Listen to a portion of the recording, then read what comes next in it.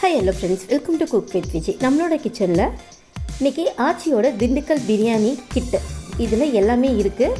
எப்படி இருக்குதுன்னு நம்ம பார்த்துட்டு சொல்கிறேன். நான் ட்ரை பண்ணிவிட்டு நான் இந்த பிரியாணியில் எப்படி இருக்குமோ அந்த தம்ப்நெயில் மாதிரி நான் டிசைன் பண்ணியிருக்கேன்.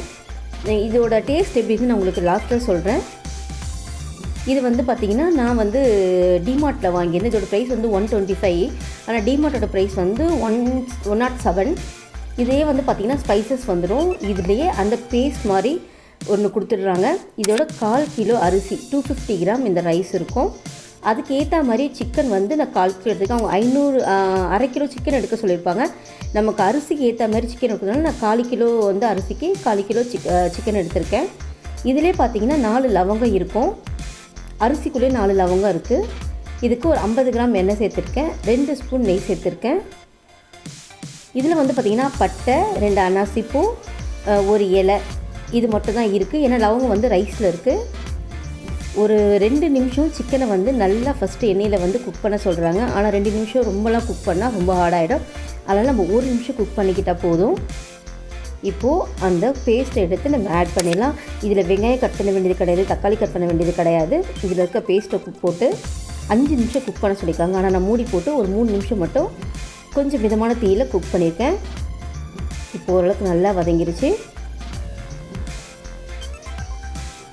இது கூட நான் 3 பொருள் மட்டும் ஆட் பண்ணியிருக்கேன். ஏன்னா 2 ஸ்பூன் தயிரும், 2 பச்சை மிளகா, கொஞ்சம் போல் புதினா சேர்த்துருக்கேன். ஏன்னா பிரியாணினா இது 3 இல்லைனா நமக்கு அந்த பிரியாணியோட அந்த ஃப்ளேவரே நமக்கு ஒரு மாதிரி இருக்க மாதிரி இருக்கும்.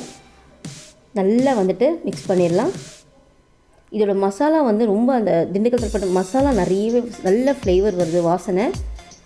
இந்த அரிசிலே லவங்கம் இருக்குது. அரிசியை ஊற வைக்க சொல்லலை. அதனால் நான் இதெல்லாம் ரெடி பண்ணிவிட்டு ஒரே வாட்டி வாஷ் பண்ணி ரைஸ் அப்படியே சேர்த்துருக்கேன். அரிசி ஊற வைக்கலை, ஏன்னா அதில் ஊற வைக்கிறத பற்றி போடலை. நல்லா வதக்கிடுவோம். இவ்வளோ தான் அரிசி இருந்தது இந்த டம்ளரில். ஆனால் நான் 400 ml வாட்டர் விட சொல்லியிருந்தாங்க. நான் இந்த டம்ளரில் 1.5 டம்ளர் தண்ணி எடுத்திருக்கேன். இதிலே உங்களுக்கு உப்பு, காரம் எல்லாமே இருக்குது. ஆனால் நீங்கள் லாஸ்ட்டாக கொஞ்சம் செக் பண்ணி பார்த்துட்டு கொஞ்சம் உப்பு சேர்த்துக்கோங்க. ஏன்னா எனக்கு கொஞ்சம் உப்பு தேவைப்படுது. நான் ஒரு விசில் ஒரு 5 நிமிஷம் சிம்மில் வச்சு இறக்கியிருக்கேன். நல்ல உதிராக வந்திருக்கு பிரியாணி. நான் சாப்பிட்டு பார்த்ததில் இதை காரம், உப்பு எல்லாமே ரொம்பவே கரெக்டாக இருந்துச்சு. டேஸ்ட் நம்ம வீட்டில் எல்லாருமே ரெகுலராக பண்ணுற அந்த ஃப்ரெஷ் பிரியாணி அப்படின்னு பார்க்க முடியாது.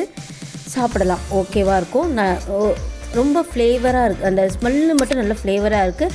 ஆனால் டேஸ்ட் பார்த்திங்கன்னா கொஞ்சம் கம்மியாக தான் இருக்குது. நமக்கு அந்த பிரியாணியோட ரொம்ப எஃபெக்டிவாக உங்களுக்கு தெரியாது. ஜீரக சம்பாவோட ரைஸோட ஸ்மெல்லு வருது. கண்டிப்பாக இது நம்ம ட்ரை பண்ணலாம். எப்படின்னா எங்கேயாவது வெளியில் போகிறச்ச நமக்கு அவசரமாக எதாவது குக் பண்ணணும். ஆனால் மினிமம் 30 மினிட்ஸ்க்குள்ளே குக் பண்ணிட முடியும். ஏன்னா வெங்காயம் கட் பண்ண வேண்டியது, தக்காளி கட் பண்ண வேண்டியதில்லை.